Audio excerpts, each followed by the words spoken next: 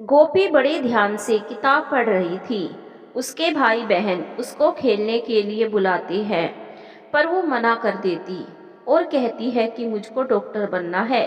तुमको तो पिताजी की तरह सरकारी नौकर बनना है, दफ्तर में बैठकर काम करना है। मुझको ज़्यादा बड़ा बनना है, तो मुझको ज़्यादा पढ़ना है। ओहो, तुम बनोगी डॉक्टर? हा हा हा, पागल। तुमको तो किसी के घर की दुल्हन बनना है, खाना बनाना है, बर्तन कपड़े ये सब करना है। हा हा हा, डॉक्टर? तुमसे किसने कहा कि हम डॉक्टर नहीं बन सकते?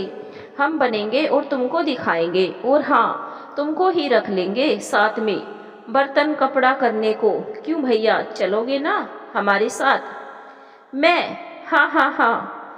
सभी बहन भाई मस्ती कर रहे थे कि अचानक फोन बजा और गोपी के पापा ने फोन उठाया। हेलो, आप दिवाकर जी बोल रहे हैं? हाँ, मैं दिवाकर ही बोल रहा हूँ। उधर से किसी ने कुछ कहा और दिवाकर जी के हाथ से फोन छूट गया और वो बहुत जोर से रोने लगे। नहीं, ऐसा नहीं हो सकता, तुम झूठ बोल रहे हो, कहकर वो फोन काट देते हैं और रोने लगते हैं। तभी वहां पर आवाज सुनकर सभी चले आती है। गोपी की मम्मी सरिता जी ने पूछा, क्या हुआ शिखा के पापा? शिखा गोपी से बड़ी बहन थी। उसकी शादी को 7 वर्ष हो गए थे। सरिता जी बार बार पूछे जा रही थी, पर दिवाकर जी बस रोए जा रहे थे।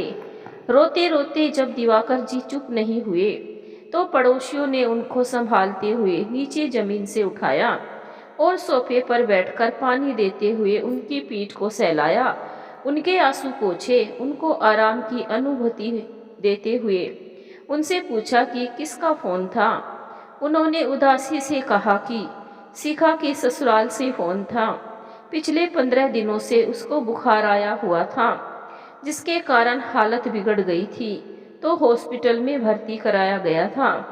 3 दिन से वही दिल्ली के सबसे बड़े हॉस्पिटल में वो भर्ती थी, पर हालत में कोई सुधार नहीं हुआ और अभी थोड़ी देर पहले वो हम सबको छोड़कर, अपने 2 बच्चों को छोड़कर परमात्मा में लीन हो गई।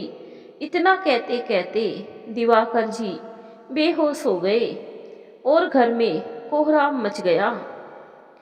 गोपी, उसके 2 भाई और 2 बहन और थी। सभी परेशान हो गए और जोर जोर से रोने लगे। दिवाकर जी को पड़ोसी डॉक्टर के यहाँ ले गए। सरिता जी ने उनकी रसोई संभाली और बच्चों को भी संभाला और 2-4 सभी इकट्ठे हो दिल्ली के लिए निकल पड़े। दिवाकर जी को भी डॉक्टर ने दवाई दे दी थी, तो वो भी साथ ही चल दिए। सफर को तय कर सभी एक बड़ी सी आलीशान कोठी में प्रवेश करते हैं। कोठी की शानो शौकत और नौकर चाकर से भरा घर देखकर सभी दुखी थे कि इतने अच्छे घर परिवार से हमारी बिटिया विदा हो गई है। 4 साल का लड़का और 1 साल की लड़की को देखकर सभी के मुंह को कलेजा बाहर आ रहा था। सभी रो रहे थे। शिखा की सास और ननंद, ससुर तो शिखा के मृत शरीर के पास बेसुध बैठे रो रहे थे और बोल रहे थे कि अब क्या होगा, इन छोटे छोटे बच्चों पर भी भगवान को दया नहीं आई। हमारी उम्र थी जाने की, तो शिखा मेरी बच्ची, मेरी बेटी, तेरी उम्र तो खेलने खाने की थी, सजने संवारने की थी। तू तो इस घर की खुशी थी, लक्ष्मी थी, अन्नपूर्णा थी। सभी ससुराल वाले बहुत ही दुखी थे। अब सच में शिखा की विदाई का समय था। विदाई एक घर से दूसरे घर के लिए नहीं, बल्कि इस दुनिया से हमेशा के लिए, कभी ना वापस आने के लिए। महिलाओं ने शिखा को अंतिम स्नान कराया, उसको लाल रंग की साड़ी पहनाई, उसको उसकी शादी के जोड़े की चुनरी ओढ़ाई, उसको चूड़ी बिंदी काजल सिंदूर लाली गजरा एक दुल्हन की तरह सजाया और उसके अंतिम दर्शन सभी को कराए। शिखा एक देवी सी लग रही थी। शिखा की सास बोली, देखकर देखो मेरी बहू देवी लग रही है, बस सो रही है।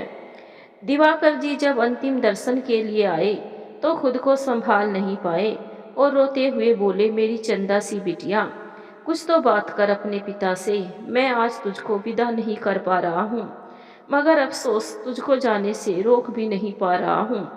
और रोते रोते उनकी निगाह शिखा के 2 छोटे छोटे बच्चों पर गई और उन्होंने खुद को संभालते हुए शिखा की शादी वाली चुनरी उसके सर से उतार ली और अपने पास रख ली। सभी को ये सब अजीब लगा, पर उसको कुछ भी नहीं बोला और राम का नाम लेते हुए शिखा की अंतिम डोली उठ चली थी। दिल्ली की गलियां उसकी अंतिम विदाई में भीड़ से भर गई थी। शिखा की अंतिम विदाई में सभी की आंखें नम थी। शिखा के ससुराल वाले, रिश्तेदार, मायके वाले, उसके पति सभी दुखी थे। सभी को शिखा का असमय चले जाना दुखी कर रहा था। शिखा के ससुराल वालों ने उसको बचाने के लिए हर संभव प्रयास किया था, पर होनी को टाल नहीं पाए। शिखा का अंतिम संस्कार किया गया। उसके पति ने और उसके पिता दोनों ने मिलकर उसको मुख्याग्नि दी। अपने ही सामने अपनी संतान को जलते राख होते देख दिवाकर जी का कलेजा बाहर आ रहा था। उनकी आंखों से आंसू झरझर बह रहे थे। वे बस बेबस रोए जा रहे थे। उनको लग रहा था कि मेरी पहली संतान मुझको छोड़कर कैसे जा सकती है।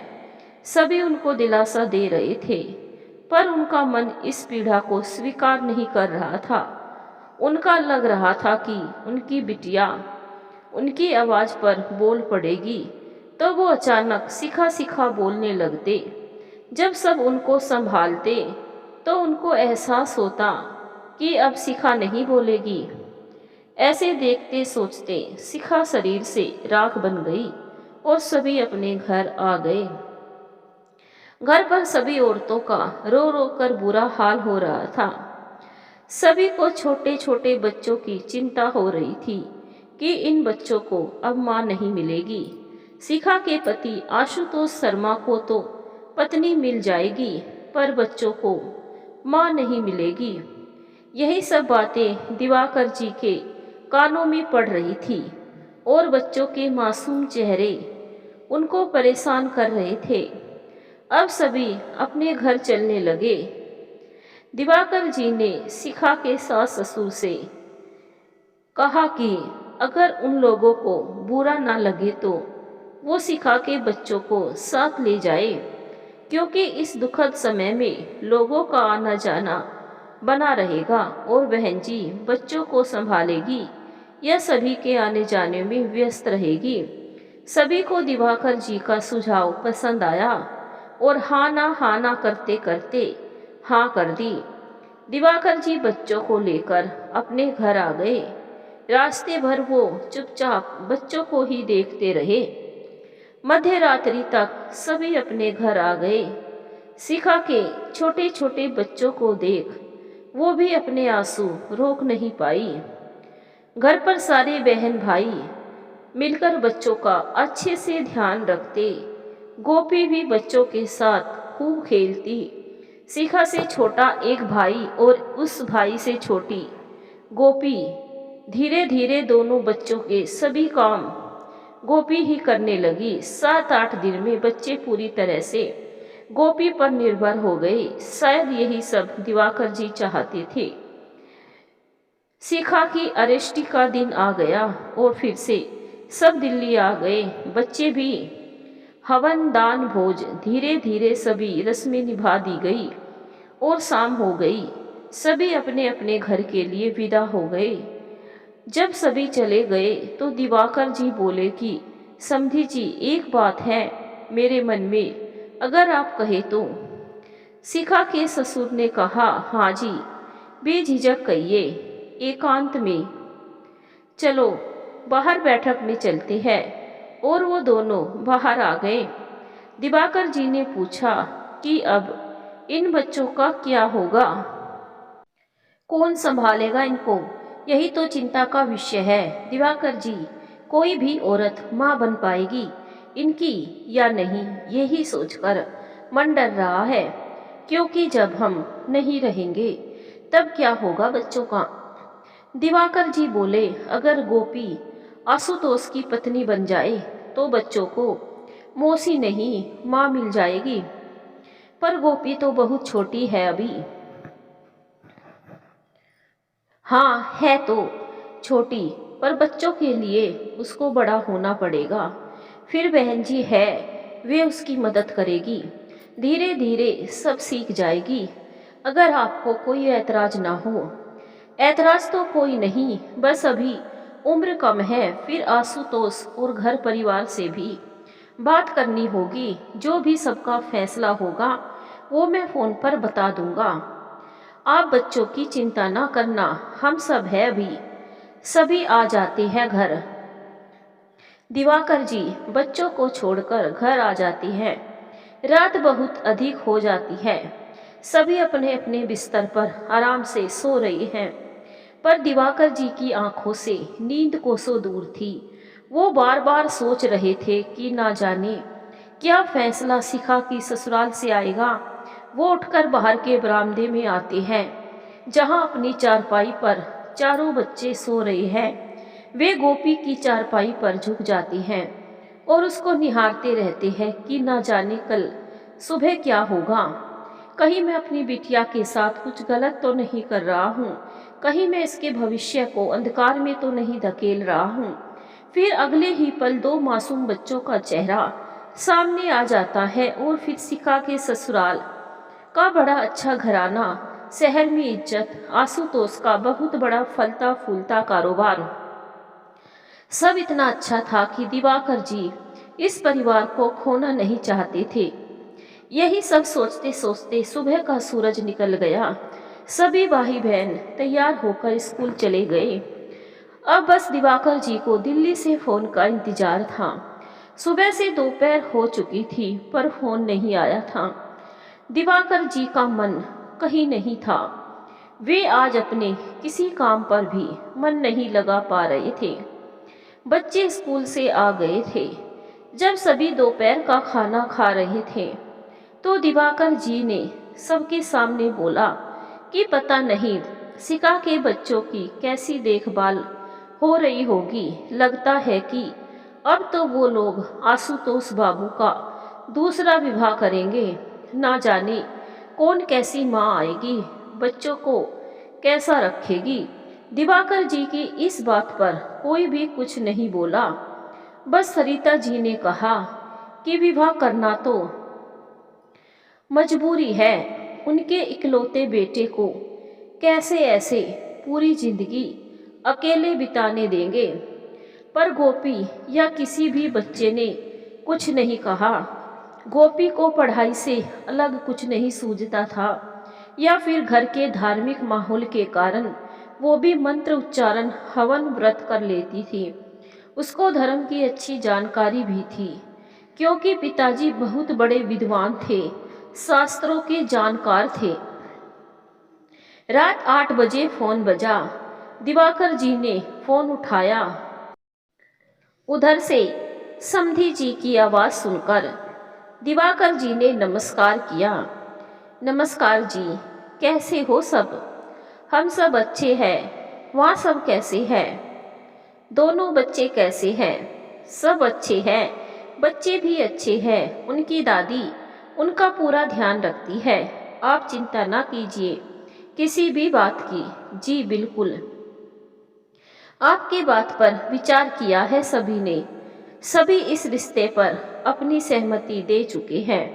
बस गोपी की उम्र कम है। आशुतोष 28 साल का है और गोपी 14 साल की है। कुछ ज़्यादा ही उम्र का फासला हो गया है। बस यही बात सबको खटक रही है। हाँ जी, उम्र का फासला तो है, बहुत है। पर अगर कोई बाहर से आएगी और बच्चों को ना प्यार कर पाई तो घर का माहौल खराब हो जाएगा। घर में रात दिन कलह होगी, उससे भी कोई खुश नहीं रह पाएगा। और 2-3 साल की ही बात है, गोपी बड़ी हो जाएगी और बच्चे भी संभल जाएंगे। हमको कोई भी ऐतराज नहीं है इस रिश्ते से। बस बच्चों को जानी पहचानी माँ मिल जाएगी। ठीक है दिवाकर जी, अगर आपको ऐतराज नहीं है तो हम सब भी तैयार हैं, कहकर वो फोन रख देते हैं।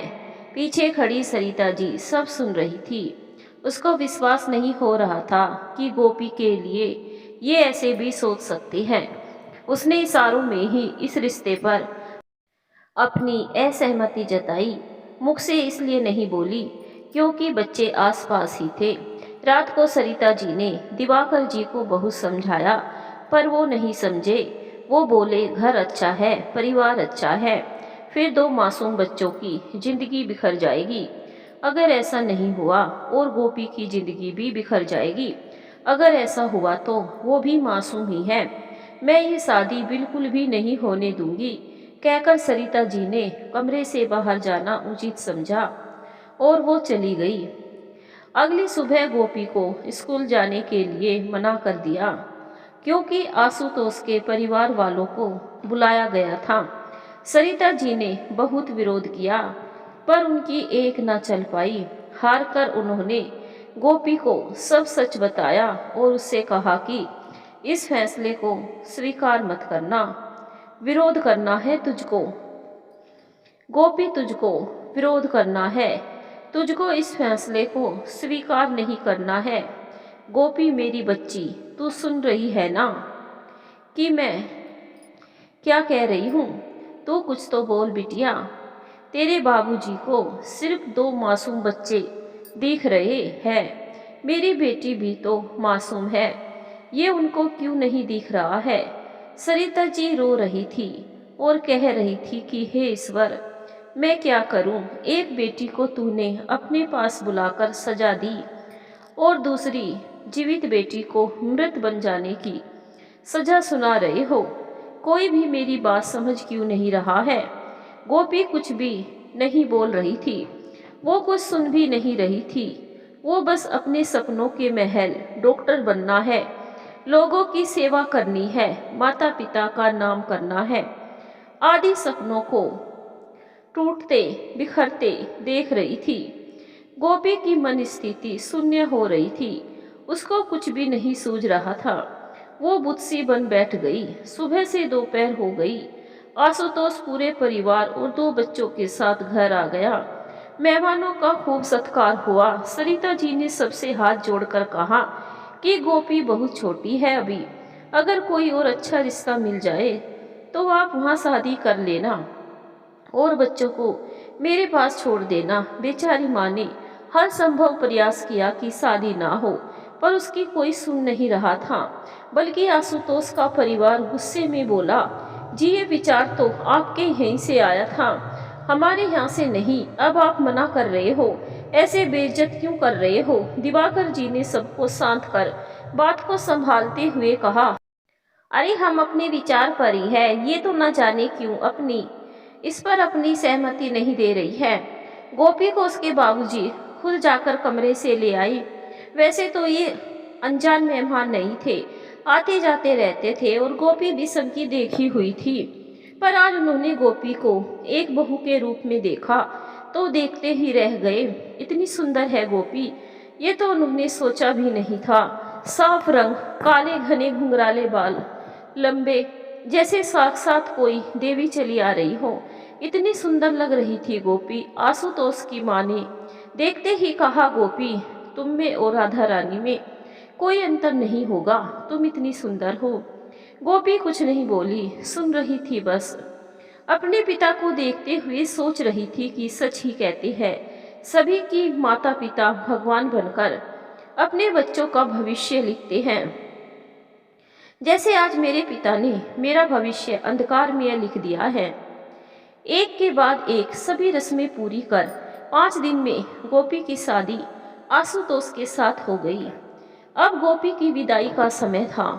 उसकी माँ, जो इस सबसे खुश नहीं थी, उसके कपड़े लगा रही थी और उसको कैसे रहना है, क्या करना है, सब समझा रही थी। माँ ने समझाते हुए कहा, बेटा कान्हा जी का नाम और अपनी पढ़ाई का साथ कभी मत छोड़ना। ये बात उसने गोपी के ससुर जी से भी कहा कि जी हाथ जोड़कर विनती है, गोपी की पढ़ाई ना छुड़ाना। ससुर जी ने कोई जवाब नहीं दिया। 14 बरस की गोपी दुल्हन बन विदा होने लगी और विदा होते अपने पिता से कहा कि काश आप 2 बच्चों के नाना बनने से ज्यादा एक पिता बन जाते। तो आज अंधेरों में अपनी बेटी को धक्का ना देते। शादी की सभी रस्में निभाकर मौन को धारण कर गोपी ससुराल आ जाती है। उसके घर में प्रवेश करते ही शिखा की लड़की बुलबुल उससे लिपट जाती है और कहती है, मौसी आप साड़ी में कैसे लग रहे हो। बुलबुल की दादी कहती है कि ये अब मौसी नहीं माँ है, और माँ कहकर ही बोला करो, और अब अपने सारे काम इसी से ही कराना। कहकर सब अपने अपने काम में लग जाती हैं। गोपी अपने सभी सपनों को फेरों की अग्नि में सुहाहा करके आगे बढ़ती है और यही सोचती रहती है कि शायद सच में इन बच्चों का भविष्य मेरे बिना अंधकारमय हो जाता है। दिन भर की गहमा गहमी में गोपी बहुत थक जाती है। उसका चेहरा भी उतर जाता है। गोपी के ससुर समझ जाते हैं कि ये थक गई है। वे उससे कहते हैं कि गोपी जाओ बेटा, आराम कर लो। गोपी ने पूछा, पर कहाँ जाऊं? माँ जी ने सुबह यही हॉल में ही बैठने को बोला था, तब से यही हूँ। बच्चों के साथ थी, पर अब दीदी दोनों बच्चों को भी ले गई। गोपी की मासूमियत और सादगी पर ससुर जी गदगद हो गए और सर पर हाथ रखकर बोले कि बेटी, शिखा की हर चीज अब तुम्हारी है, तुम उसी के कमरे में चली जाओ। जी अच्छा कहकर गोपी अपनी बहन के कमरे में आ जाती है। वो अलमारी में अपने कमरे और कमरे में बनी खिड़की के पास एक मेज पर अपने कान्हा को बैठा देती है, क्योंकि माँ ने कहा था कि इनका नाम मत छोड़ना। गोपी गोपी सोचते सोचते सो जाती है। उसको कुछ होश नहीं रहता। अचानक मध्य रात को गोपी को लगता है कि कोई उसके पास है। वह उठती है और देखती है आशुतोष उसके पास है और वो पति का हक मांग रहा है। गोपी डरकर बिस्तर से उठ जाती है और कहती है, जीजा जी आप यहाँ? कौन जीजा? जीजा तो जीजी के साथ गए, हम तो पति है तुम्हारे, सब कुछ तुम मेरी और मैं तुम्हारा। गोपी की सुंदरता आशुतोष पर इतनी हावी हो गई थी कि वो उसको एक उम्र की लड़की ना समझकर एक अप्सरा समझ रहा था, जो उसके मन के तूफान को शांत करे। गोपी ने अभी रिश्ते के लिए मना किया, पर आशुतोष नहीं माना।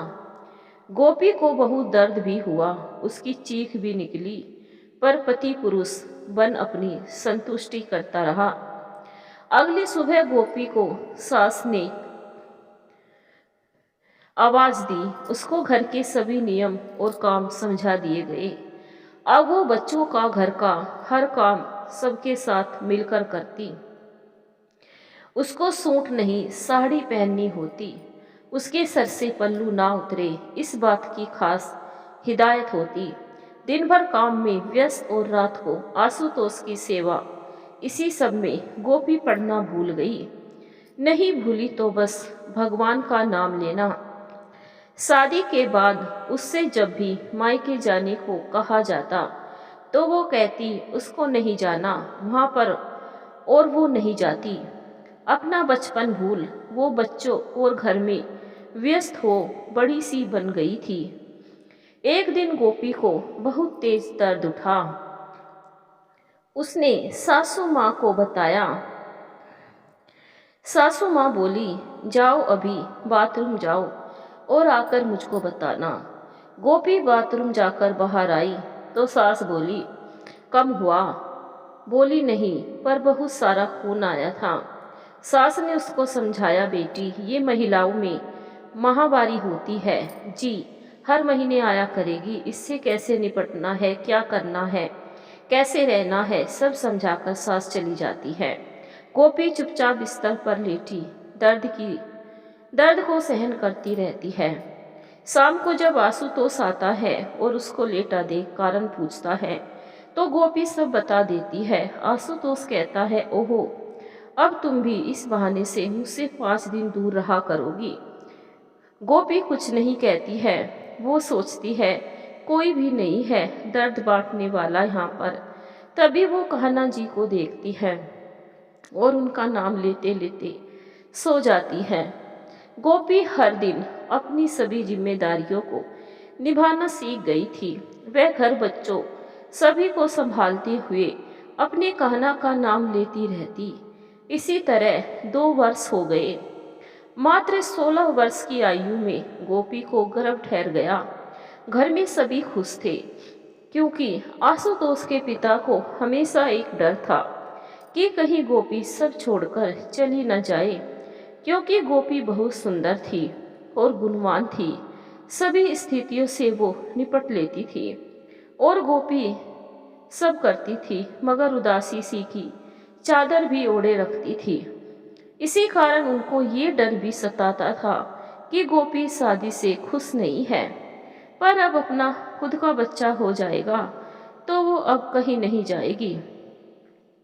गोपी की सास गोपी का इन दिनों बहुत ध्यान रखती, उसको बहुत लाड़ दुलार देती, उसके लंबे लंबे बालों की मालिश करती, उनको संवारती। बच्चे भी जब गोपी से कुछ मांगते तो कहती, माँ को परेशान ना करो, अब एक खुशी और आने वाली है।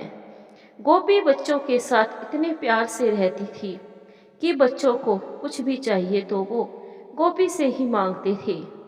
गोपी भी अपने बच्चों के प्रति हर जिम्मेदारी को अच्छे से निभाती। गोपी आशुतोष के जीवन में साक्षात लक्ष्मी बनकर आई थी। आशुतोष का व्यापार बहुत ही फलने फूलने लगा। गोपी ने एक लड़के को जन्म दिया। घर में खुशी का माहौल था। आशुतोष ने बहुत बड़ा आयोजन किया। बेटा होने की खुशी में शहर के सभी प्रतिष्ठित लोग आयोजन में आए। खूब शराब शबाब और कबाब का इंतजाम था। आयोजन में एक ब्राह्मण परिवार में और प्रभु में अटूट आस्था के कारण गोपी का इस आयोजन में दम सा घुटा और वो सर दर्द का बहाना बना। तीनों बच्चों को लेकर अपने कमरे में अपने कहना के पास आ गई। जिंदगी ऐसे ही बीतने लगी। पहले ससुर जी, फिर सासू माँ भगवान को प्यारे हो गए। गोपी की बहन भाई सबकी शादी हो गई, पर गोपी नहीं गई, बल्कि शादी के बाद सबको भोजन पर अपने यहाँ बुलाकर सबको खूब मान सम्मान दिया। बहुत अधिक सफलता के कारण आशुतोष बहुत अधिक शराब पीने लगा।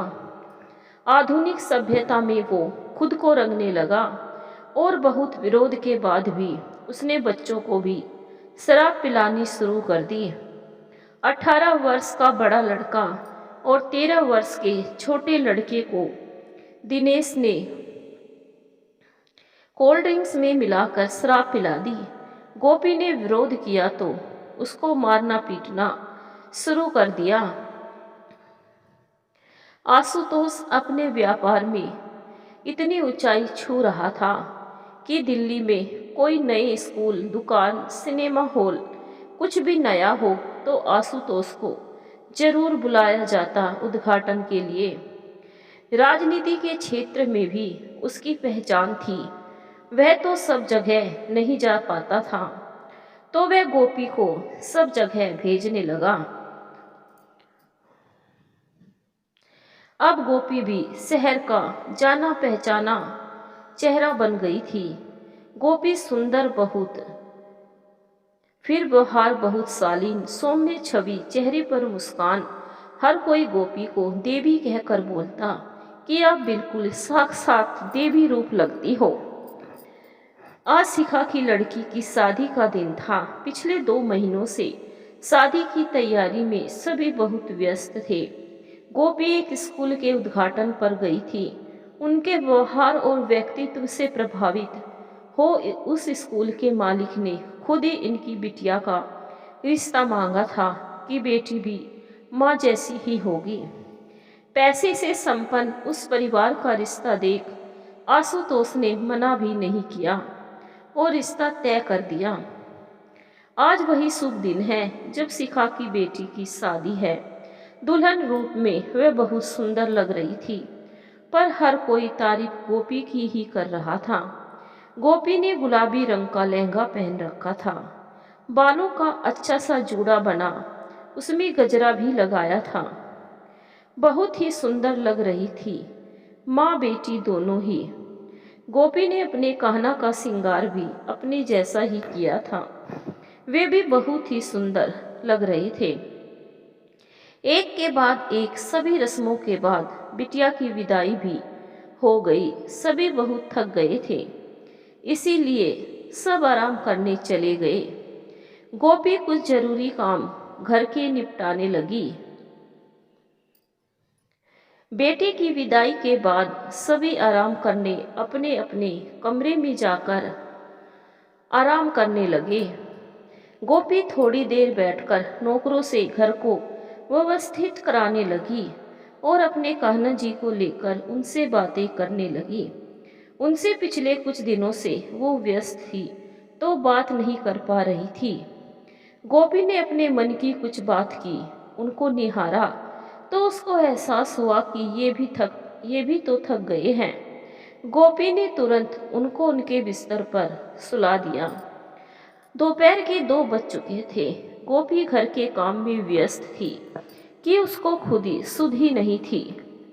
गोपी के पास पैसा इज्जत सब था, नहीं था तो खुद ना पढ़ पाने का सपना। सोचा कि बच्चों को पढ़ाऊंगी, पर बच्चे भी नहीं पढ़ पाए। उनको पैसे का इतना गुमान था कि औसत ही रहे पढ़ने में। ऐसे तो बच्चे गोपी की बात भी सुनते थे, पर जो बातें उनको अच्छी लगती थी वो ही, और जो नहीं लगती थी साफ बोल देते थे। माँ, आप कुछ नहीं जानती हो, हम ये नहीं कर पाएंगे। इसीलिए गोपी को लगता था कि वो अक्सर मौन रहती थी। इसीलिए वो बच्चों में संस्कार नहीं रोक पाई। अगर कभी कोशिश करती तो आशुतोष टोक देता कि रूढ़िवादी परंपरा के नाम पर बच्चों को पिछाड़ रही हो, आधुनिक बनाओ और खुद भी बनो। गोपी ने आधुनिकता के नाम पर अपना पहनावा तो बदल लिया था, पर शराब पीना, देर रात रोज पार्टी करना, क्लब जाकर ताश खेलना आदि को स्वीकार नहीं किया। इसके लिए उसको बहुत कुछ सुनना भी पड़ता था। बहुत बार आशुतोष के कुछ आधुनिक सोच वाले दोस्तों के साथ गोपी डांस या ताश खेलने की मना करती थी तो आशुतोष उसकी पिटाई भी कर देता था। अचानक गोपी को लगा कि उसके कान्हा बिस्तर से गिर गए हैं, तो वो दौड़कर उनके पास गई। देखा तो उन्होंने चादर नहीं ओढ़ रखी थी। गोपी को लगा शायद सर्दी लगी होगी, तो वो कंबल चढ़ाने लगी। उसने देखा कि कान्हा तो बहुत ठंडे हो रही है, तो वो उनके पास ही लेट गई और कान्हा को थपेड़ते थपेड़ते गोपी उनके पास ही सो गई। शाम की सोई हुई गोपी अगली सुबह 5 बजे उठी। सारी थकान दूर हो गई थी। उसने कान्हा को निहारा जो बिल्कुल भी ठंडे नहीं थे। वो मुस्कुराई और कहा, कितना ध्यान रखते हो तुम मेरा। तभी मुझको एहसास करा दिया और यहाँ बुलाया और सुलाया। उठकर गोपी ने चाय बनाकर पी, घर सही किया और नित्य कार्य निपटाकर स्नान कर तैयार हो सभी की चाय बनाई और दी। बच्चों को देकर आशुतोष को दी। आशुतोष ने बहुत शराब पी थी शादी में, इसीलिए बहुत बार उठाने पर उठा। उसने गोपी को पास बुलाया और कहा कि तुम शादी में सबसे सुंदर लग रही थी। गोपी ने मुस्कुराकर कुछ नहीं कहा। आशुतोष ने उठकर उसको कसकर अपनी बाहों में जकड़ लिया और दरवाजे की तरफ धकेलता हुआ दरवाजे से लगा देता है। गोपी कहती है, लगता है अभी नशा नहीं गया। तो आशुतोष कहता है कि नशा तेरी खूबसूरती का है। थोड़ी देर बाद गोपी बाहर आकर दोनों बेटों को उठाकर नहाने को बोलती है और कहती है कि बहन को लेने उसके ससुराल जाना है। दोनों भाई तैयार होकर बहन को लेने चले जाते हैं। शाम को आते हैं, बहन भी साथ में है। बिटिया को देख माता पिता दोनों खुश होते हैं। बेटी से उसकी सारी कुशलता पूछ गोपी अपने कमरे में जाने लगती है तो बिटिया उसको रोकती है और पूछती है कि माँ, मेरी शादी में जो आपने गले में नेकलेस पहना था वो मुझको चाहिए। गोपी कहती है, ले लेना, पर अभी मत लो, अभी तो शादी में बहुत गहना दिया है। किसी त्योहार पर ले लेना। तभी बेटी चिल्लाकर कहती है, वो आपका नहीं, मेरी अपनी माँ का है। अगर बुआ ना बताती तो मुझको पता ही नहीं चलता कि आप हमारी माँ नहीं हो, आप तो मौसी हो। आपके सिर्फ एक बेटा है, मैं, और भाई आपकी औलाद नहीं है, जिनके कारण पिताजी ने सब कुछ छुड़वा दिया था। उनके मुख से ये सब सुना नहीं जा रहा था। आशुतोष की तरफ देखा तो वो भी चुप बैठे बच्चों को ही देख रहे थे। अब तो सिखा के दोनों बच्चे रोज बेइज्जती सी करते, हर बात पर बोलते, माँ मत बनो, बस पापा की पत्नी बनी रहो। और आशुतोष कभी कुछ नहीं बोलता था। अब तो घर में रोज ही गोपी को बच्चों द्वारा कुछ ना कुछ सुना दिया जाता था। ऐसे ही सुनते सुनते गोपी भी कुछ ज्यादा ही चुप रहने लगी थी। वैसे भी मौन धारण करना तो उसने बचपन में ही सीख लिया था। दीपावली का दिन था। गोपी ने अच्छे से घर सजाकर घर के आंगन में बहुत सुंदर रंगोली बनाई थी। तभी आशुतोष आया और बोला, सबके यहाँ मिठाई भिजवा दी तुमने? गोपी ने हाँ में सर हिलाते हुए कहा कि हाँ जी, सभी के लिए यहाँ भिजवा दी है मिठाइयाँ। बस बिटिया के घर नहीं गई क्योंकि उसकी पहली दिवाली है, तो सोचा आपको पहली दीपावली है तो सोचा आपको दिखा दूं। फिर दोनों भाई दे आएंगे। आशुतोष ने सभी सामान देखा और वो नेकलेस भी, जिसको उनकी बेटी मांग रही थी। आशुतोष ने देखकर कुछ भी नहीं कहा और सब सही बताकर वहां से गया और जाते जाते बोला कि शाम को मेहमान आएंगे, तैयारी रखना। सभी सामान बिटिया के लेकर दोनों भाई चले गए। दोपहर से शाम हो गई पर बिटिया का जब कोई भी फोन नहीं आया तो गोपी ने खुद से फोन किया तो बेटी ने फोन उठाकर पूछा, क्या है? गोपी ने कहा, तुमको दीपावली की शुभकामनाएं दे रही है। पर बुलबुल ने कहा, आपने ये जानने के लिए फोन किया है कि सामान सही लगा या नहीं है, तो सब मेरे पापा के पैसों का ही है और वो नेकलेस भी मेरी माँ का था, आपका नहीं। गोपी ने कहा, हाँ, सब तुम्हारी माँ का ही है। तुम्हारे पापा भी तुम्हारी माँ के ही थे और तुम्हारी माँ को ये हार मेरे पापा ने दिया था और मेरे पापा भी मेरे नहीं है, वो भी तुम्हारी ही माँ के थे। कहकर गोपी फोन रख देती है और अपने कहना के पास आ जाती है। पहले तो गोपी उनके पास बैठकर बहुत रोती है। फिर उसको एहसास होता है कि कहना खुश नहीं है मेरे रोने से, तो वो आंसू पोंछ लेती है और अच्छे से तैयार होती है और शाम की पूजा की तैयारी और आशुतोष के मेहमानों की तैयारी करती है। गोपी सजकर कान्हा के पास आती है और उनको दिखाती है कि कान्हा और गोपी दोनों ही खुश होते हैं।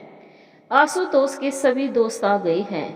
गोपी हर साल की तरह उनको बोलती है, लक्ष्मी पूजा के लिए वो हर बार की तरह मना कर देता है और हर साल की ही तरह गोपी बोलती शराब कबाब के लिए कि दीपावली है, इनका उपयोग ना हो, पर हर बार की तरह ना ही सुनने को मिलता है। मेहमानों की आवभगत करके गोपी लक्ष्मी पूजा करती है। अपने कान्हा जी के साथ गोपी दिवाकर जी की बेटी थी, इसीलिए उसको धर्म पूजा की बहुत अच्छी जानकारी थी और ये उसकी ही पूजा का फल था कि घर में धन दौलत, शहर में नाम, सब बहुत था। आशुतोष तो आए दिन गोपी पर हाथ उठाता ही रहता था और अब बड़ा बेटा भी बहुत गलत बोलता रहता था। गोपी के जानकार अक्सर उससे कहते कि इस नरक से निकल जाओ, पर गोपी सोचती कि एक दिन शायद सब ठीक हो जाए। समय बीतता गया, बड़े बेटे की शादी भी हो गई, पर बहू भी मान सम्मान ना दे पाई। गोपी को अक्सर गोपी को सौतेला बोलकर अलग कर दिया जाता था।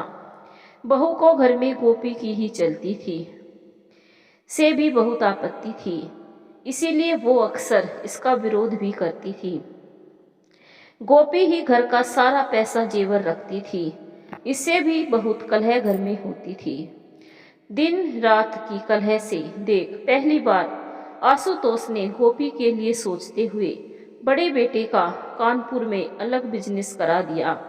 अभी बिजनेस जमाने के लिए बड़ा बेटा वहाँ मेहनत कर रहा था और इधर उसकी पत्नी सास पर निगाह रखने लगी। निगाह रखते रखते उसको पता चला कि उसके ससुर जी उसकी सासू माँ के साथ हर रोज हम बिस्तर होते हैं और गोपी कोई विरोध ना करती है और कहना भक्ति बहुत ही मन से करती है। जब सब जान जाती है तो वो गोपी को ससुर के नाम से अभद्र मजाक करने लगती है। गोपी को ये सब अच्छा नहीं लगता है तो वो डांट देती है। फिर वो उसी तरह के मजाक ससुर जी से भी करने लगती है। आशुतोष को सब बहुत अच्छा लगता है। संपत्ति के लिए बहू आशुतोष को अपना बनाने की कोशिश करती है, पर गोपी सब भांप कर एक दिन आशुतोष से कहती है, क्यों ना एक घर कानपुर में भी लिया जाए। बहू कब तक बेटे से अलग रहेगी, दोनों साथ ही रह लेंगे। पैसों की कोई कमी नहीं थी, इसीलिए आशुतोष उसकी बात मान वहाँ एक घर लेकर बहू बेटे को एक साथ कर देता है। बहू इस बात से बिल्कुल भी खुश नहीं थी, पर पति के सामने कुछ ना कह पाई। अब गोपी घर में अपने कान्हा के साथ ज़्यादा समय बिताती और घर के बाहर के रोज के कार्यक्रम में भी व्यस्त रहने लगी थी। गोपी अब और भी ज़्यादा भजन सुमिरन करने लगी थी। वह हर समय खुद को व्यस्त रखती थी। एक तो गोपी सुंदर बहुत थी और प्रभु की कृपा से उसको कोई बीमारी भी नहीं थी। गोपी का खुद का बेटा भी पढ़ने के लिए अमेरिका चला गया था, तो कभी कभी गोपी को एकांत महसूस होने लगता था। इस सब से बचने के लिए गोपी सोशल साइट से जुड़ गई। गोपी की सुंदरता को देख बहुत तेजी से वो प्रसिद्ध हो गई। उसके हजारों फॉलोवर हो गए थे। अक्सर गोपी अपने कहना से जुड़ी ही पोस्ट डालती थी, कभी कोई मंत्र भी डाल देती थी। ऐसे ही गोपी व्यस्त रहने लगी। अमेरिका में बेटे को पढ़ते पढ़ते कोई पसंद आ गई, उसी से शादी भी कर ली, जिससे गोपी को बहुत गहरा आघात लगा। उधर आशुतोष भी दिन रात ज्यादा ही शराब पीने लगा था। गोपी ने घर के मान सम्मान के लिए अपने बेटे और बहू की दिल्ली में धूमधाम से शादी कराई, पर शादी के बाद बहू ने अपने मायके रहने की फरमाइश की, जो किसी को भी मंजूर नहीं थी, क्योंकि इस घर में भी धन दौलत शोहरत किसी भी बात की कमी नहीं थी। सभी की ना हाँ के बाद बहू यहीं पर रहने लगती है। सभी प्यार से रखते थे तो बहू का भी मन लग गया था। 2 साल बाद गोपी को एक पोता हुआ। गोपी पोते के साथ बहुत खुश थी और बहू के साथ भी। वैसे तो आशुतोष भी गोपी को पसंद करता था, पर कभी उसके मन की खुशी का ख्याल नहीं रखता था। उसकी खुशी सोचता तो एक 14 साल की कन्या से शादी ना करता। गोपी की माँ भी इसी सदमे में रहने के कारण अक्सर बीमार भी रहने लगी थी। अब तक सबसे ज्यादा किसी ने गोपी के लिए कुछ सोचा है तो वो सिर्फ उसकी अपनी बहू ने। वो गोपी के हंसते चेहरे के पीछे की उदासी साफ पढ़ लेती थी, इसीलिए वो हर कार्य में उसकी राय लेती थी। पोता होने के बाद बहू को कुछ दिन मायके में जाने का भी रिवाज निभाना था, इसीलिए 2 महीने के लिए बहू चली गई और फिर कभी भी लौट कर नहीं आई। बहुत बुलाया पर वो नहीं आई। बेटा भी उसके पास ही चला गया। बड़ा बेटा बहू कभी कभी आते और घर में बहुत कलेश कराते। हर बात पर गोपी को नीचा दिखाने की होड़ में ही लगे रहते। ऐसे ही बेटी आती तो वो भी यही सब कुछ करती। बहुत लड़ाई घर में होती। अब तो जब कोई नहीं होता तब भी आशुतोष भी गोपी से बहुत लड़ाई करता, क्योंकि सिखा के बच्चे फोन पर आशुतोष को भड़काते और वो गोपी के साथ हर दिन मार पिटाई, लड़ाई, असभ्य भाषा बोलना, ये अब हर दिन का काम हो गया था। गोपी सब अन्याय चुप रहती, विरोध करती तो और ज्यादा मार पड़ती। और वो विरोध किससे के भरोसे करती, मायके से कोई भी उसके लिए बोलने वाला नहीं था और यहाँ कोई अपना था ही नहीं। बस वह भगवान के सामने रो लेती, शिकायत उनसे भी नहीं करती थी। शायद वह शिकायत करना भी भूल चुकी थी। रात दिन घर में असहनीय वातावरण रहता, जिसमें गोपी का दम घुटता, पर वो कुछ कर भी नहीं सकती थी। नियति समझ वह सब सह रही थी। एक दिन तो गोपी ने कुछ ऐसा देखा कि वो अपनी आंखों पर विश्वास ही नहीं कर पाई। बड़ी बहू आई हुई थी, बड़ा बेटा उसको छोड़कर कहीं बाहर गया था बिजनेस काम से। दोपहर के 3 बज रहे थे। गोपी को लगा कि कहना भूखे हैं, तो वो उनके लिए फल लेने रसोई में आई। उसको बहू के कमरे से आवाज आई।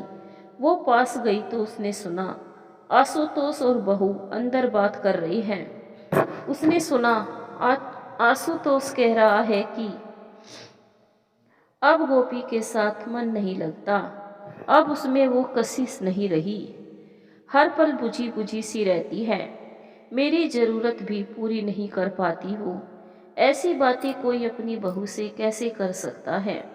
गोपी ये सोच ही रही थी कि तभी बहू की आवाज कानों में आई, आप उससे पीछा छुड़ा लीजिए। पर कैसे, संभव ही नहीं है। संभव है कैसे? खाने में कुछ मिलाकर दे देते हैं, सबको लगेगा अकेलेपन के कारण आत्महत्या कर ली। या फिर इतने फंक्शन में जाती है, वे उनकी कार का एक्सीडेंट करा दीजिए। कह तो तुम सही रही हो, पर ऐसा इतना आसान नहीं है। सब कुछ योजना के साथ करना होगा। गोपी दबे पांव अपने कमरे में आ गई और जी भरकर रोई। वह उनके इरादे जान चुकी थी तो डर भी गई थी। अब बाहर भी टैक्सी से जाती या फिर नहीं जाती। कुछ दिन बाद बड़ा बेटा भी आ गया। उसके आ जाने से रात दिन घर में कलह रहती। रोज गोपी के साथ मार पिटाई होती। गोपी बहुत बुरी जिंदगी जी रही थी। एक दिन ना जाने कहां से गोपी में शक्ति आई। उसने सबको खूब सुनाई। जब आशुतोष मारने आया तो उसको भी धक्का दे दिया। आशुतोष हर समय शराब का सेवन करता था, जिस कारण धक्का देने से वह लड़खड़ा गया और उसके घुटनों में बहुत तेज चोट लग गई। उसके चोट लगा देख उसके बड़े बेटे को बहुत गुस्सा आया। उसने लगातार गोपी पर 2 चांटे जड़ दिए, जिससे गोपी भी आक्रोशित हो पागलों की तरह बेटे को मारने लगी। वह चिल्ला रही थी, तुम सबके लिए हमने अपने जीवन का हर लम्हा बर्बाद कर दिया, पर किसी को हम पर तरस नहीं आया। उसके चिल्लाते ही बहुत तेज गुस्से में आशुतोष ने उसको मुंह पकड़कर भेज दिया और गाली देते हुए बोला, क्या बर्बाद किया है तुमने? हमेशा अच्छी जिंदगी दी है तुमको, हमारे कारण ही तुमको शहर में भी सभी जानते हैं। अच्छे कपड़े, गहना, घूमना आदि क्या कुछ नहीं है तुम्हारे पास। और कहते हुए उसके बालों को पकड़कर खींचने लगा। गोपी ने एक बार फिर से उसको तेजी से पीछे धकेल दिया और खुद को आजाद कराया। वह अपने खुले बालों को समेट ही रही थी, तभी आशुतोष, जो गुस्से से पागल हो चुका था, वह अपनी पिस्टल लेकर आया और उस पर तान दी और बोला, आज बहुत बोल रही है तू, आज तेरी कहानी खत्म कर देता हूँ। कहकर जैसे ही उसने उसको मारना चाहा, गोपी ने उसको फिर से धक्का दे दिया।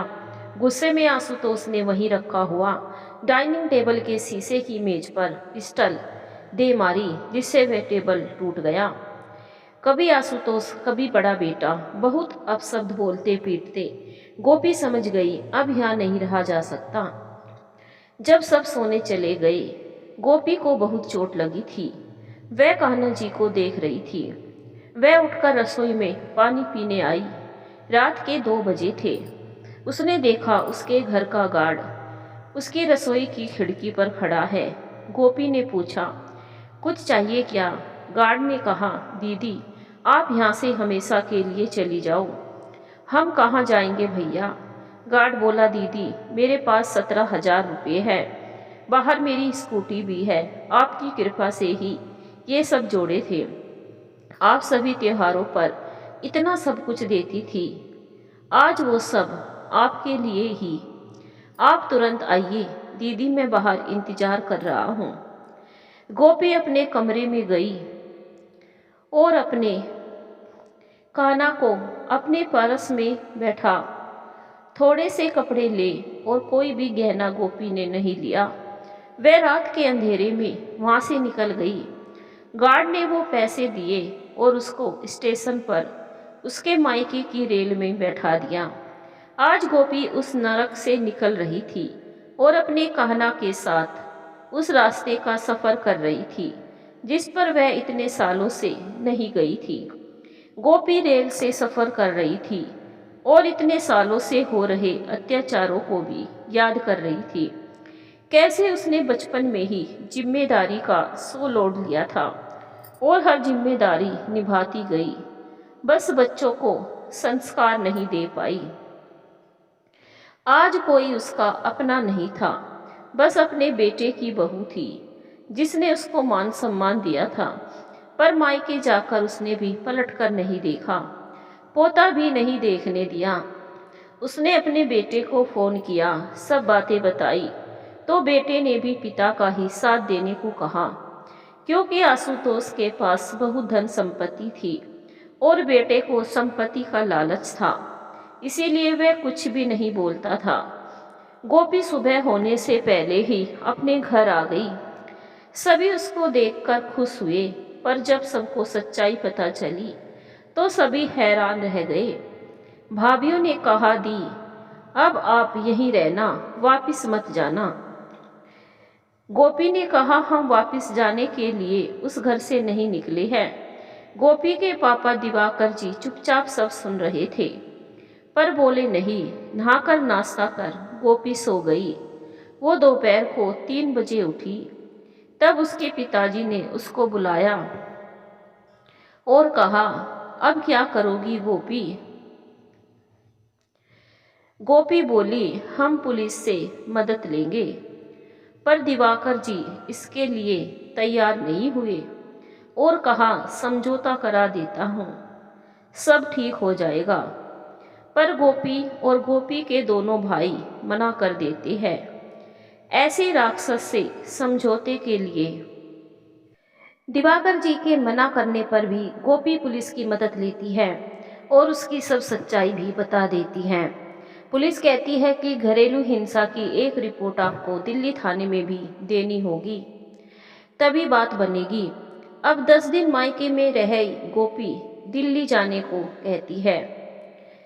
उसके मायके वाले मना करती है, पर गोपी कहती है, हम खुद कुछ करेंगे, पर क्या पढ़े तो हम हैं नहीं 7वीं से ज़्यादा। वो सोचती है कि क्या, और गोपी बहुत मनाने पर भी नहीं मानती और अपने कान्हा जी को ले चल देती है वहाँ से दिल्ली। उसका भाई साथ आता है। उसके लिए शहर में किराए का घर, सभी जरूरी सामान, राशन आदि इंतजाम करती है। फिर गोपी उसको वापस भेज देती है।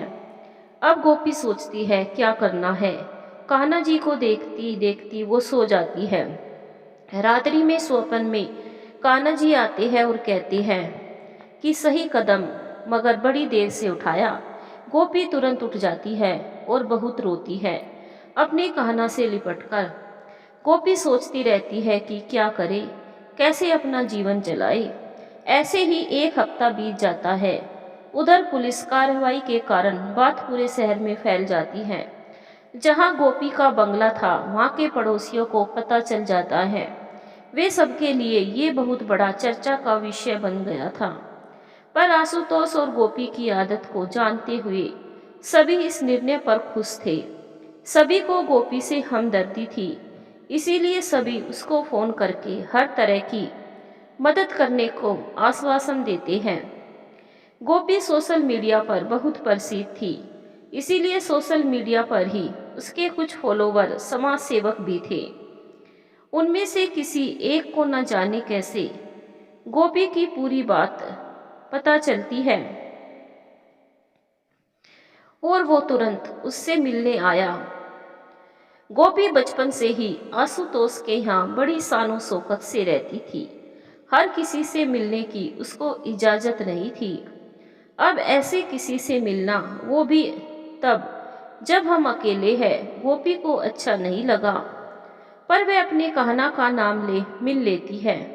इन महाशय से ये गोपी से खैरियत पूछकर उसको एक काम देती है कि तुम सोशल मीडिया पर ज़्यादा समय एक्टिव रहो और कम से कम 2000 लाइक कमेंट एक पोस्ट पर हो। पोस्ट भी हम बताएंगे तुमको, जितने कमेंट होंगे उसके आधे तुम्हारे हर दिन के पैसे। गोपी को जैसे आसमान मिल गया हो। वह घर से बाहर भी नहीं निकलेगी और आय का स्रोत भी बन जाएगा। गोपी ने कहा वो विवादित और असभ्य पोस्ट का हिस्सा नहीं बनेगी। वह आदमी ओके कह कर देता है और चला जाता है। गोपी इस ऑफर से बहुत खुश थी और गोपी इस काम पर लग गई। उसको पोस्ट दी जाती गरीब बच्चों की भीख मांगने पर, अपाहिज लोगों का फुटपाथ पर सोना और गाड़ियों के नीचे कुचले जाना, बाढ़ आने पर बर्बाद हुई फसल आदि की उसको पोस्ट मिलती। 3 महीने की मेहनत के बाद गोपी को लाइक कमेंट मिलने शुरू हो गए। फिर गोपी ने अपनी पोस्ट पर शेयर करने की अपील करनी शुरू कर दी। सही रेस्पॉन्स आने लगा था। गोपी की जीविका का इंतजाम तो हो ही रहा था, साथ ही गोपी प्रसिद्ध भी हो रही थी। एक समाज सेना का और सनातन धर्म की प्रचारक हर पोस्ट पर गोपी हे माधव जरूर लिखती थी, तो कृष्णा दीवानी आदि नाम से जानी जाने लगी थी। गोपी का केस भी चल रहा था। इधर एक साल में गोपी ने यूट्यूब पर अपना चैनल बनाया, पर पहचान गुप्त रखी और उसमें कभी कान्हा को नहलाने, कभी कान्हा को सुलाने, कभी खाना खिलाते तो कभी खिलौनों से खेलते की वीडियो बनाती, कभी भजन गाती अपनी सुरीली आवाज में, तो कभी किचन में कुछ खाना बनाने की टिप्स रेसिपी आदि की पोस्ट धीरे धीरे पसंद की जा रही थी। गोपी पर हरी कृपा हो रही थी और बहुत ज्यादा ही हो रही थी। पर गोपी ज्यादा नहीं चाहती थी। उसको शहर में कोई बड़ा शोरूम का उद्घाटन हो, स्कूल में, कॉलेज में कुछ भी हो तो उसको भी निमंत्रण मिलता, क्योंकि उस पर हरी कृपा थी। ये सबको दिख रहा था, इसीलिए सबको लगता कि ये होगी तो शुभ संकेत होगा।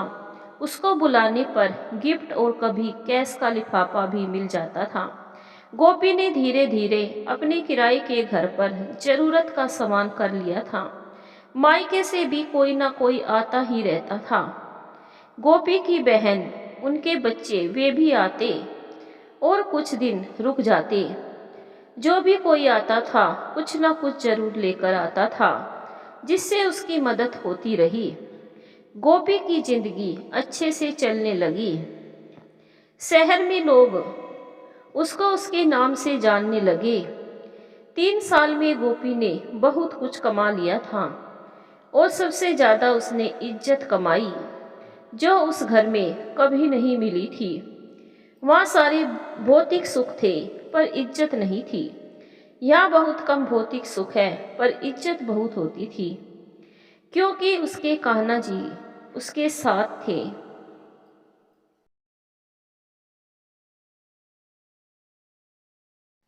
गोपी की जिंदगी अब संवर रही थी और वो दिन प्रतिदिन अपने कान्हा के पास जा रही थी। गोपी की जान पहचान तो बहुत ही थी। आशुतोष के कारण बस वो ही जान पहचान उसके काम आती गई और वो निरंतर आगे बढ़ती गई। गोपी जहाँ भी जाती थी अपने कान्हा को परस में रखकर साथ ले जाती थी, क्योंकि इस पुरुष प्रधान समाज में उसको अकेले जाने में डर लगता था। गोपी को हमेशा ही एक दिव्य शक्ति का एहसास होता रहता। उसको रिश्तों में मिले दगा से कोई शिकायत नहीं थी। उसको लगा कि शायद वो कान्हा जी के लिए ही बनी है, इसीलिए सारे कर्तव्य जल्दी पूरे हो गए थे। अब गोपी के घर से निकलते ही माँ लक्ष्मी भी आशुतोष से रूठ गई थी। ज्यादा शराब पीने के कारण काम पर ध्यान नहीं दिया और लगातार हो रहे नुकसान के कारण उस पर कर्जा चढ़ने लगा। कर्ज चुकाने के लिए उसको पहले एक फिर दो और तीनों ही फैक्ट्री बेचनी पड़ी। उसके सारे जो भी बड़े लोगों से जान पहचान थी वो सभी उससे बचने लगे। अभी भी आशुतोष के पास 16 ट्रक और कुछ प्रॉपर्टी बची हुई थी। उधर आशुतोष की शहर में हो रही बदनामी का असर बेटी के ससुराल में भी पड़ रहा था। बेटी वो ही जिसने गोपी का जीवन नर्क बनाने में कोई कसर नहीं छोड़ी थी। उसके घर में रात दिन झगड़े होते। बेटी में बड़े बाप की बेटी का रोब कूट कूट कर भरा हुआ था, इसीलिए वो हर बात का जवाब बढ़ चढ़ कर देती थी। बाप के पैसे की उसको बहुत घमंड था, जिस कारण उसका घर नहीं बच सका और उन्होंने रात दिन की लड़ाई से तंग आकर अपने बेटे का तलाक करा लिया। बदले में लड़की ने 60 लाख रुपए भी लिए। उन लोगों ने देकर उसको अपने यहाँ से विदा किया और अपने बेटे की दूसरी शादी कर उसका घर बसा दिया। अब बेटी भी घर पर आ गई। उधर बड़े बेटे का भी कारोबार घाटा देने लगा, पर उसने मेहनत कर स्थिति संभाल ली। पर उसकी पत्नी को इतनी सारी बीमारियों ने घेर लिया कि वो हर रोज डॉक्टर को जाती और खाने से ज्यादा दवाओं को खाती थी। आशुतोष बेटी से उसके वो पैसे मांगता तो बेटी साफ मना कर देती और दोनों में झगड़ा होता, मार पिटाई भी होती। अब अत्यधिक बैंक लोन होने के कारण बैंक ने आशुतोष के सभी ट्रकों को नीलाम कर दिया। अब भी बैंक का कुछ पैसा बाकी था, इसीलिए आशुतोष ने सोचा कि इस सोसाइटी में अब कोई हमसे बात भी नहीं करता है, फंक्शन हो तो हमको बुलाया भी नहीं जाता है और बैंक नीलामी करे, उससे अच्छा तो मैं ही बंगले को बेच दूं। ये सोचकर आशुतोष ने बंगला बेच किसी दूसरी सोसाइटी में एक फ्लैट ले लिया और बैंक का भी लोन पूरा कर दिया। अब आशुतोष के पास कोई आय का साधन नहीं था, तो उसने अपनी बेटी को मना कर उसके पैसों से 2 छोटे फ्लैट खरीद कर इन्हें किराएदार रखवा लिए। उनके किराए से घर ठीक से तो नहीं चल पा रहा था। गोपी का अपना बेटा भी पिता के ही गुण गाता था, तो गोपी उससे भी संबंध नहीं रखती थी। पर आशुतोष के हुए व्यापार में घाटे से उसका रिश्ता भी बिखर गया। वो कोलकाता में एक कंपनी में नौकरी करने लगा। उसकी पत्नी ने उससे तलाक ले कभी ना शादी करने की सोच अपने बेटे को पालने लगी, क्योंकि उसका पति भी शराब बहुत पीता था, तो वो नहीं चाहती थी कि उसके बेटे पर असर हो, इसीलिए वो अपने बेटे पर ज्यादा ध्यान देने लगी। गोपी के पिताजी जिन्होंने 2 बच्चों के भविष्य के लिए गोपी का भविष्य नहीं सोचा, वो भी पिछले 2 साल से बिस्तर पर ही है। उनकी रीढ़ की हड्डी उनका साथ नहीं देती थी, इसीलिए वो बिस्तर पर ही रहते और अपनी सांस पूरी होने का इंतजार कर रहे हैं। गोपी ने बहुत कुछ सहा, पर उसने किसी को बद्दुआ नहीं दी थी। वो सब कुछ स्वीकार करती रही, पर उसके कान्हा जी सब देखते रहे और सबको उनकी करनी का फल मिल रहा था। ये भक्ति की ही शक्ति है कि सब कुछ गवाकर भी गोपी को अफसोस नहीं है, उसको बहुत सुकून है। वो कभी नहीं कहती कि मेरे ऐसे कर्म क्यों हैं कि सब कुछ होते हुए भी मेरी झोली में एक भी रिश्ता नहीं है। अब अपनी गलती का एहसास कर उसका अपना बेटा भी उसके ही पास आ गया और माफी मांग अच्छे से गोपी का ध्यान रखने लगा।